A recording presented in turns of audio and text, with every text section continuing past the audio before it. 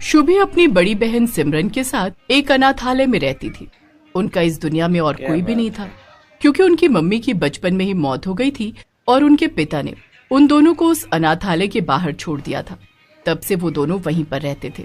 एक दिन शुभी अपनी बड़ी बहन और अनाथालय के बाकी बच्चों के साथ खेल रही थी कि तभी अचानक से सिमरन बेहोश होकर जमीन पर गिर जाती है। अरे दीदी, क्या हो गया आपको? दीदी दीदी उठिए। कुछ बच्चे दौड़कर जाते हैं और अनाथालय का ध्यान रखने वाली मीना को बुलाते हैं। मीना कई सालों से अनाथालय में बच्चों का ख्याल रख रही थी। उसके साथ अनाथालय का ध्यान रखने के लिए और भी 2-3 औरतें थी। अरे क्या हो गया बच्चों? सिमरन बेहोश कैसे हो गई? शुभी शुभी, क्या हुआ इसे? मीना आंटी देखिए ना, अचानक से दीदी खेलते खेलते अपने आप ही बेहोश हो गई। एक काम करते हैं, मैं इसे बगल वाले अस्पताल ले जाती हूँ और शुभी तुम भी मेरे साथ चलो। इसे होश आएगा तो तुम्हारा वहाँ पर रहना जरूरी है। शुभी और मीना सिमरन को अस्पताल ले जाते हैं। वहाँ पहुँचने पर डॉक्टर शुभी को एडमिट कर लेते हैं और कुछ टेस्ट करते हैं। थोड़ी देर बाद डॉक्टर बाहर आते हैं और मीना से कहते हैं, देखिए, वो लड़की बहुत ज्यादा बीमार है। हमें नहीं लगता वो ज्यादा दिन तक बच पाएगी। ये सुनकर शुभी को बहुत बड़ा धक्का लगता है और वो जोर जोर से रोने लगती है। अब क्या होगा मीना आंटी? दीदी कैसे ठीक होगी? उनके अलावा मेरा कोई भी नहीं था। अब अगर वो भी नहीं रही तो मैं क्या करूँगी? नहीं शुभी, तुम चिंता मत करो, वो जल्दी ठीक हो जाएगी, उसे कुछ भी नहीं हो। मीना शुभी को समझा बुझाकर अनाथालय वापस ले जाती है। ऐसे कुछ दिन बीत जाते हैं और सिमरन तब से हॉस्पिटल में ही एडमिट थी। मीना भी ज्यादातर टाइम हॉस्पिटल में ही रहती थी, मगर शुभी अपनी बहन से मिलने हॉस्पिटल कम ही जा पाया करती थी। एक दिन शुभी अनाथालय में अकेले एक कोने में बैठकर रो रही थी कि तभी उसका दोस्त अमित वहाँ जाता है। अरे क्या हुआ शुभी, तुम फिर से रो रही हो? सिमरन दीदी की वजह से ना, पर मैं एक ऐसी खबर लेकर आया हूँ कि तुम झट से रोना बंद कर दोगी। मैंने उस जादुई पानी के झरने का पता लगा लिया है, जो कि पास वाले जंगल में है। क्या वही झरना जिसके बारे में हमें सिमरन दीदी ने बताया था? उन्होंने उसके बारे में किसी किताब में पढ़ा था, मगर मुझे नहीं लगता वो सच है। अरे नहीं शुभी, यकीन करो, वो बात बिल्कुल सच है। मैंने खुद उस झरने का पता ढूंढ निकाला है। जब सिमरन दीदी बीमार हुई थी, तभी से मैं उस झरने को ढूंढ रहा था, क्योंकि सिमरन दीदी ने ही हमें बताया था कि उस झरने में एक परी रहती है और वो जादुई झरना है और उसका पानी पीकर किसी भी बीमारी का इलाज हो सकता है। तो देर किस बात की है, चलो वहाँ चलते हैं अमित। मुझे नहीं पता कि उस झरने के पानी की बात में कितनी सच्चाई है, मगर फिर भी मैं उसका पानी दीदी को लाकर पिलाऊंगी, क्योंकि अब यही हमारी आखिरी उम्मीद है। और क्या पता वो पानी पीकर दीदी सच में ठीक हो जाए। हाँ, पर दिक्कत तो ये है कि हम वहाँ जाने के लिए अनाथालय से कैसे निकलेंगे? हमारा ऐसे बाहर जाना तो मना है ना। अगर मीना आंटी को पता चल गया तो हमें बहुत डांट पड़ेगी। तुम इसकी चिंता मत करो अमित, मेरे पास एक प्लान है। कल स्कूल के समय पर हम वहाँ जाएंगे। वैसे भी इस वक्त मीना आंटी अक्सर हॉस्पिटल आने जाने में व्यस्त रहती हैं, वो हम पर ज्यादा ध्यान नहीं देंगी। तो ठीक है फिर शुभी, कल सुबह तुम स्कूल के समय पर एकदम तैयार रहना, हम तभी उस जंगल में जाएंगे। अमित इतना कहकर वहाँ से चला जाता है और शुभी भी अपने काम करने लगती है। अगले दिन सुबह सुबह जब सभी बच्चे तैयार होकर स्कूल जाने के लिए निकलते हैं, अमित और शुभी चुपके से जंगल की तरफ जाने लगते हैं। कोई भी उन दोनों पर ध्यान नहीं देता।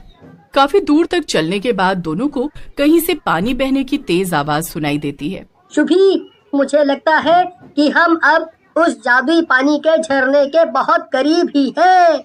हाँ अमित, चलो जल्दी से उस तरफ चलते हैं जहाँ से ये पानी बहने की आवाज सुनाई दे रही है। शुभी और अमित बहते हुए पानी की आवाज का पीछा करते हैं। वाह, ये तो कमाल हो गया अमित, आखिरकार हमने ये झरना ढूंढ ही निकाला। अमित और शुभी एक बोतल लेकर झरने में से पानी भरने के लिए आगे बढ़ते हैं, लेकिन तभी उन्हें एक डरावनी आवाज सुनाई देती है। उनके ठीक सामने एक डरावनी सी चुड़ैल खड़ी थी, जो उन्हें घूर घूर कर देख रही थी। चुड़ैल उन दोनों से बोलती है, रुक जाओ तुम दोनों, तुम्हारी हिम्मत कैसे हुई मेरे झरने का पानी? चुड़ैल की बात सुनकर अमित डरते हुए कहता है, तुम्हारा झरना? लेकिन हमने सुना है कि ये किसी परी का झरना है।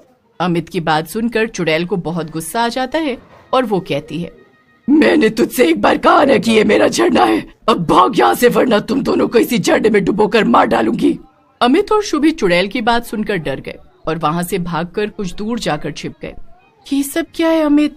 यहाँ तो चुड़ैल है, अब हम लोग क्या करेंगे? इस झरने का पानी कैसे लेंगे? अगर एक चुड़ैल इस झरने की रखवाली कर रही है तो एक बात तो पक्की है शुभी कि ये झरना सच में जादुई झरना है और मुझे पूरा यकीन है कि कोई ना कोई परी ही जरूर होगी।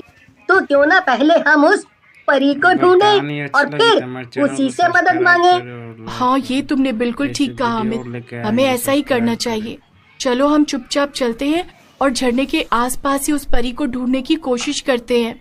अमित और शुभी जब वापस झरने पर जाते हैं तो देखते हैं कि चुड़ैल झरने से थोड़ा पानी भरकर कहीं ले जा रही थी।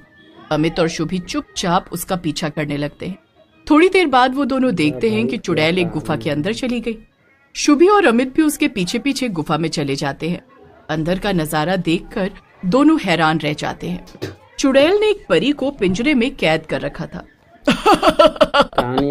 ये जादुई झरने का पानी सिर्फ मेरा है, इसे पीकर मैं और भी ताकतवर और खूबसूरत हो जाऊंगी। मैं किसी को भी इसे ले जाने नहीं दूंगी।